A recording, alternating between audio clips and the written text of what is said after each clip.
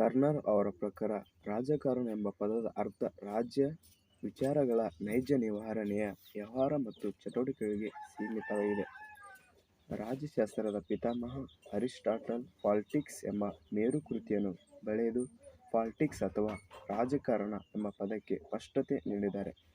ಲಾಸಿಗ್ ನಂಥ ಆಧುನಿಕ ಲೇಖಕರು grammar of politics ಹಾಗೂ ಎನಿ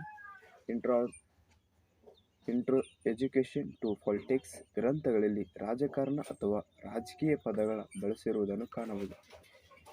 ಫ್ರೆಡ್ರಿಕ್ ಪೊಲಾಕ್ ಎಂಬ ದಾರ್ಶನಿಕರು ರಾಜ್ಯಶಾಸ್ತ್ರವನ್ನು ಅಧ್ಯಯನದ ಅನುಕೂಲತೆಯಿಂದ 2 ಭಾಗಗಳಾಗಿ ಬೇರ್ಪಡಿಸಿದ್ದಾರೆ. ಮೊದಲನೆಯದು ತಾತ್ವಿಕ ರಾಜಕಾರಣ